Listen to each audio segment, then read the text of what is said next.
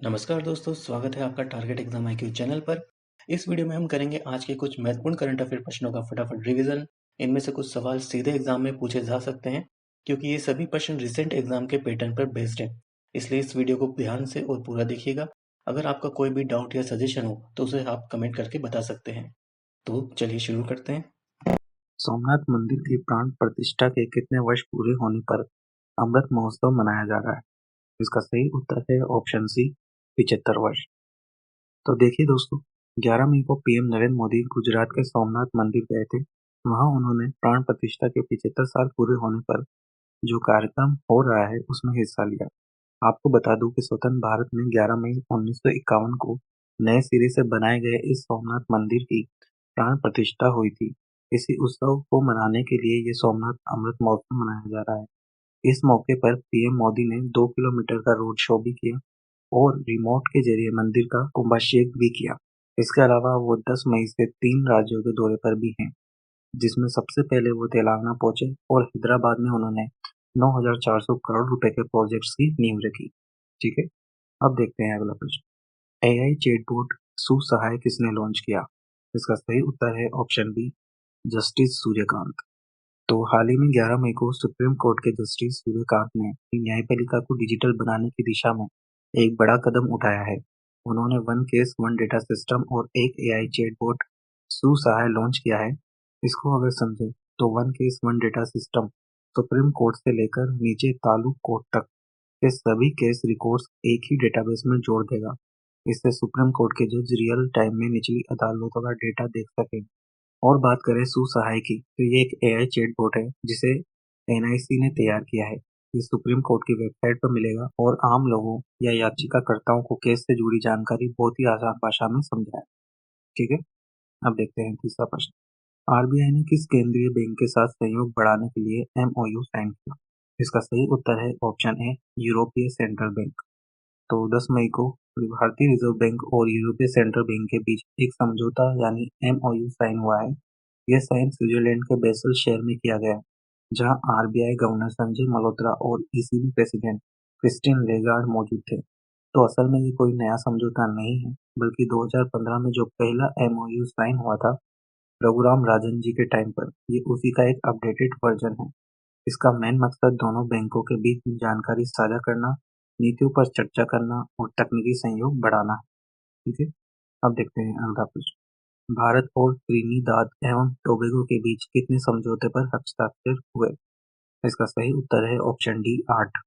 तो देखिए, विदेश मंत्री एस जयशंकर हाल ही में कैरिबियाई देश त्रिनिदाद और टोबैगो की 2 दिन की यात्रा पर हैं। वहां उन्होंने पर्यटन, हेल्थ केयर, बुनियादी ढांचे और आयुर्वेद जैसे सेक्टर्स को मिलाकर कुल 8 समझौतों पर साइन किए।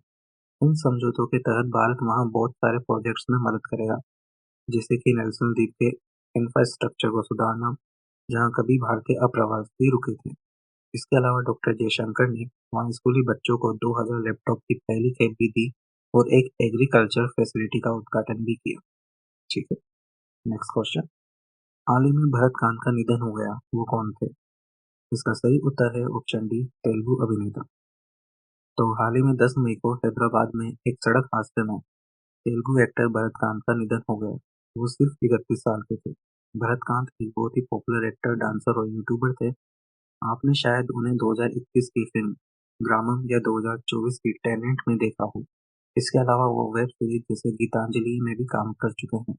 इस दर्दनाक हादसे में उनके साथ एक सिनेमेटोग्राफर जी साइड लोग की भी जान चली गई। ठीक है, next question. Bharat Africa forum summit का आयोजन कहाँ किया जाएगा? इसका सही उत्तर है ऑप्शन ए, नई दिल्ली। तो 11 मई को चौथी भारत अफ्रीका फोरम समिट की अनाउंसमेंट हो गई है।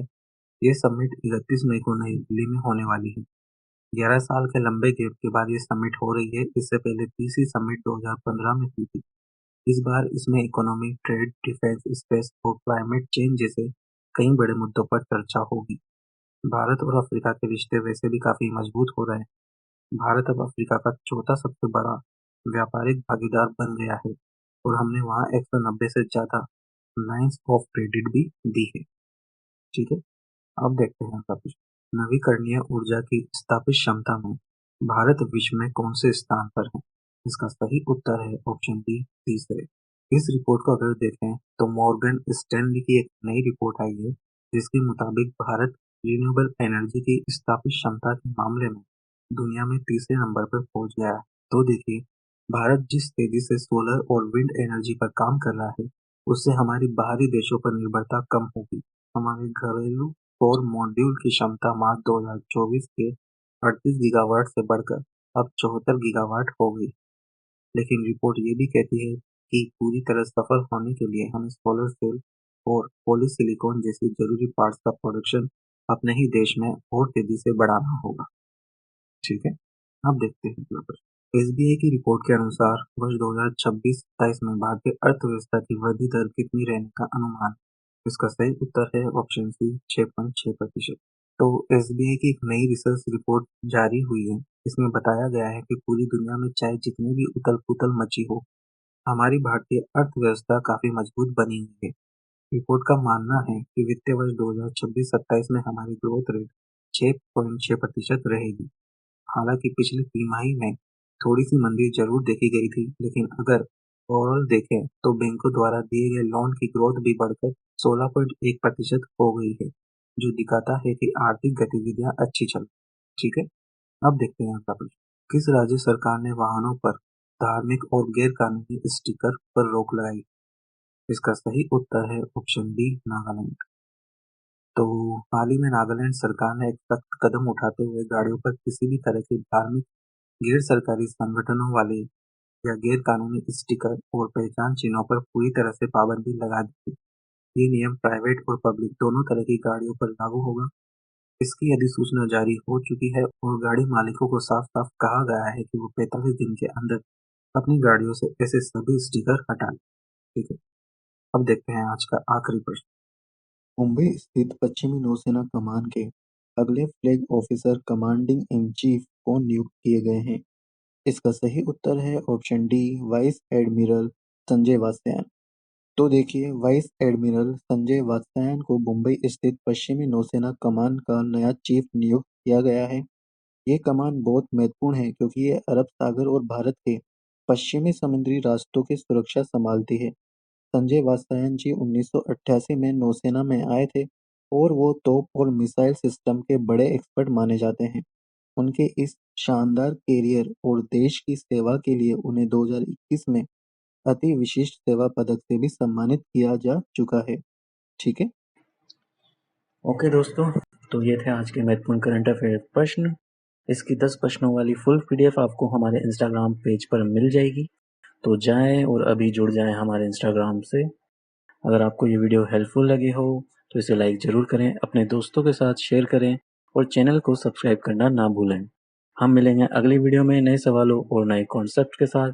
तब तक के लिए धन्यवाद।